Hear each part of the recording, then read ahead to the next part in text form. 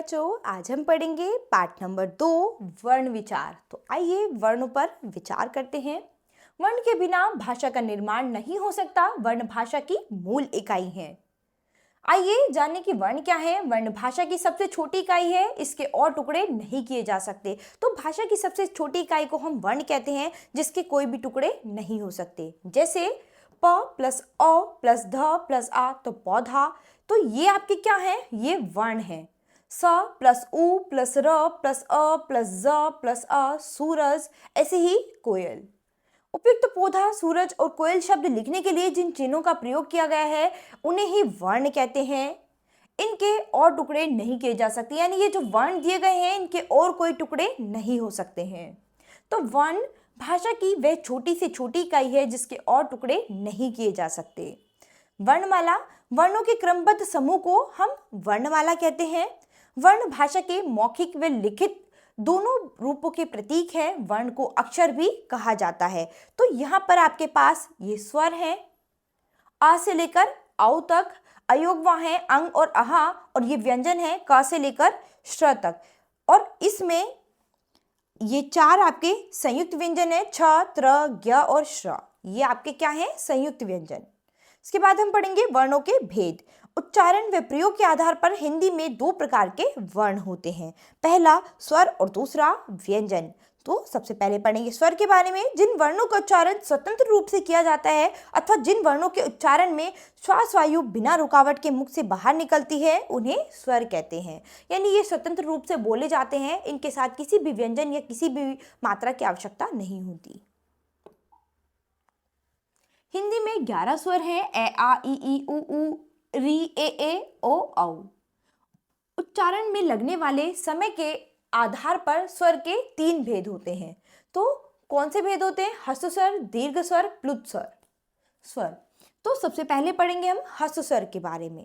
जिन स्वरों के उच्चारण में बहुत कम समय यानी एक मात्रा का समय लगता है वे ह्रस्व स्वर कहलाते हैं। ये संख्या में 4 हैं, ए ई उ री।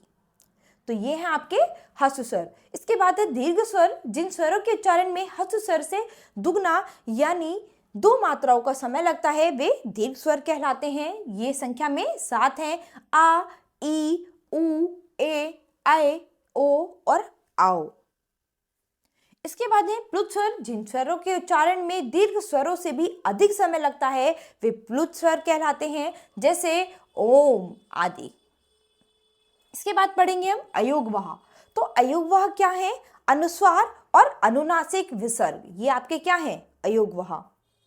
अनुस्वार जब किसी वर्ण का उच्चारण करते समय वायु केवल नाक से निकलती है तब उसे दिखाने के लिए शिरोरेखा के ऊपर बिंदु का चिन्ह लगाया जाता है, इसे ही अनुस्वार कहते हैं। जैसे अंगूर, बंदर, घंटा, कंगन, चंदन, धंधा, अंधा, गंदा आदि।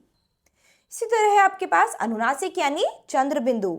जब किसी वर्ण का उच्चारण करते समय हवा नाक और मुख दोनों से निकलती है तब उस वर्ण के ऊपर चंद्र बिंदु लगाया जाता है, इसे ही अनुनासिक कहते हैं। जैसे चांद, मांद, महंगा, छलांग, आंग, आंख, टांग आदि।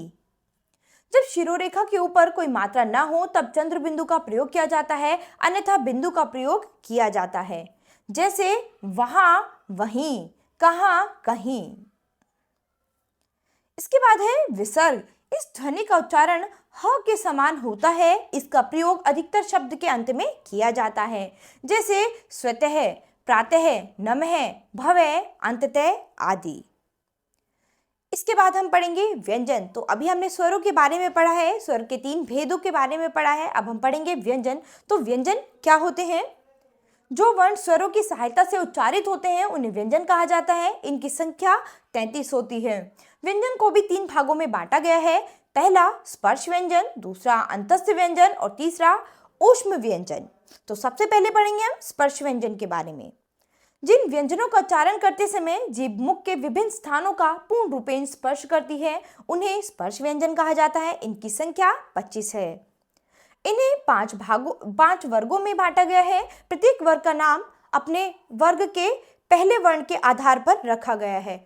जैसे क वर्ग, तो यानी क से ड तक आपका क्या है? क वर्ग। च वर्ग, च से ण तक च वर्ग। ट वर्ग, ट से ण तक ट वर्ग। त वर्ग त से न तक, त वर्ग और प वर्ग प से म तक। प्रत्येक वर्ग के अंतिम वर्ण को हम पंचम वर्ण कहते हैं। तो सेकंड है हमारे पास अंतस्थ व्यंजन। जिन व्यंजनों का उच्चारण करते समय जिब मुख के विभिन्न स्थानों को छूती तो अवश्य है, किंतु पूर्ण रूपेण स्पर्श नहीं करती है, उन्हें अंतस्थ व्यंजन कहते हैं। इनकी संख्या 4 है, य, र, ल और व। इसके बाद आते हैं आपके ऊष्म व्यंजन। जिन व्यंजनों का उच्चारण करते समय मुख से निकलने वाली वायु अत्यधिक घर्षण के कारण ऊष्म यानी गर्म हो जाती है, उन्हें ऊष्म व्यंजन कहते हैं। ये भी 4 है, श, श, स, ह। तो आप बोलकर देखिए, ये वर्ण जब भी आप बोलेंगे तो मुंह से एक गर्म हवा की तरह मुख से आपकी वायु निकलेगी। स्वरों की मात्राएं। स्वरों का प्रयोग 2 तरीकों से किया जाता है, उनके मूल रूप में तथा व्यंजनों के साथ उनके चिन्ह के रूप में। स्वरों का प्रयोग जब व्यंजनों के साथ किया जाता है तब उनका स्वरूप बदल जाता है, यह बदला हुआ स्वरूप ही मात्रा कहलाता है।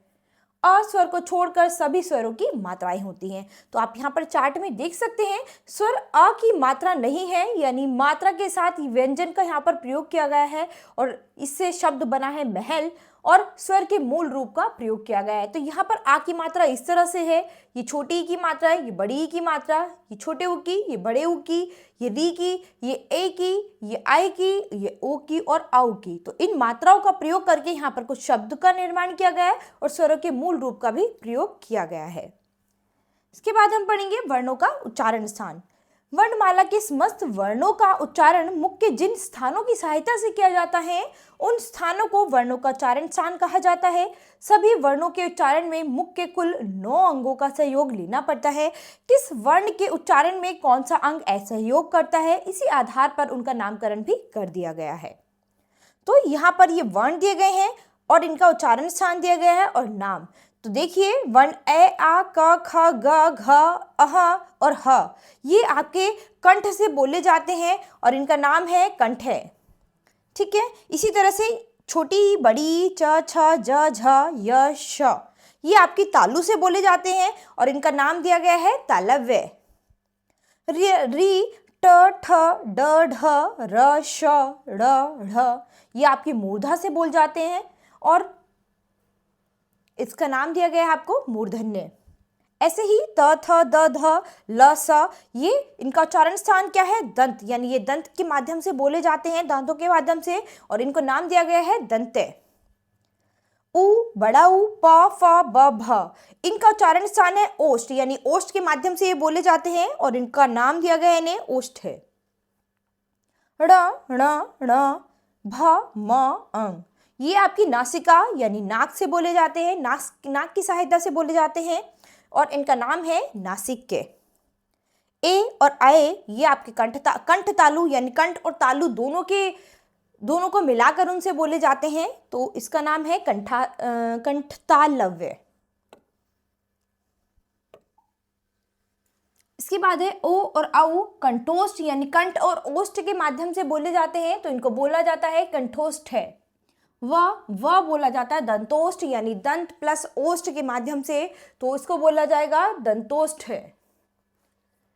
इसके बाद है कुछ संयुक्त व्यंजन। एक से अधिक व्यंजनों के मेल से बने व्यंजनों को संयुक्त व्यंजन कहते हैं। ये भी संख्या में 4 होते हैं, जैसे कि आधा क प्लस श प्लस अ यानी छ, तो छ से क्या बन गया? क्षत्रिय। इससे ही आधा त प्लस र, आधा र प्लस अ, तो क्या बन गया? त्र यानी त्रिशूल। आधा ज प्लस अण प्लस अ, तो क्या बन गया? ज्ञ यानी ज्ञानी।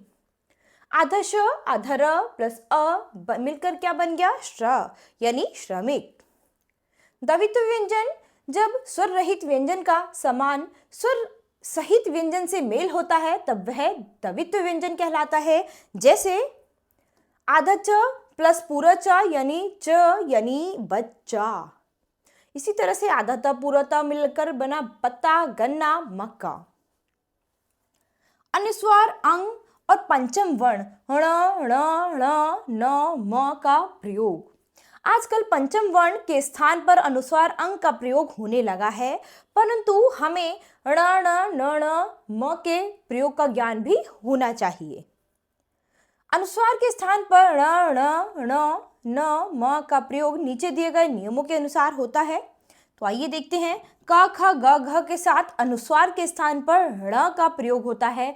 ठीक है, तो आप देख सकते हैं अंक, पंखा, तो यहाँ पर ड़ का प्रयोग किया गया है। ठीक है, यहाँ पर ड़ का प्रयोग किया गया है। इसके बाद है च छ ज झ के साथ अनुस्वार के स्थान पर ण का प्रयोग होता है, यानी जितने भी यहाँ पर हैं अंक की बिंदी की जगह यहाँ पर ण का प्रयोग होगा। ट ठ ड ढ के साथ अनुस्वार के स्थान पर ण का प्रयोग होता है।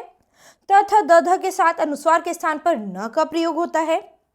और प फ ब भ के साथ अनुस्वार के स्थान पर म का प्रयोग होता है। य र ल व तथा श श स ह के साथ अनुस्वार अंग लगाया जाता है। इनके साथ कभी भी ण ण न म का प्रयोग नहीं होता है। अनुस्वार संयुक्त शब्द संघर्ष, संवर्धन, संसार, तो ये है आपके गलत शब्द और ये है अनुस्वार युक्त सही शब्द। तो ऐसे ही यहाँ पर है संरक्षण, अंश, संहार, तो इनके साथ आप किसी भी ण ण ण न म का प्रयोग नहीं करेंगे। तो पाठ का सार क्या था, आइए जानते हैं। वर्ण भाषा की वह छोटी से छोटी इकाई है जिसके और टुकड़े नहीं हो सकते, यानी वर्ण भाषा की सबसे छोटी इकाई मानी जाती है। वर्ण दो प्रकार के होते हैं, स्वर और व्यंजन। स्वर वर्णों की संख्या 11 होती है, व्यंजन वर्णों की संख्या 33 होती है। स्वर के 3 भेद होते हैं, ह्रस्व, दीर्घ और प्लुत स्वर। व्यंजन के 3 भेद होते हैं, स्पर्श, अंतस्तर तथा ऊष्म व्यंजन।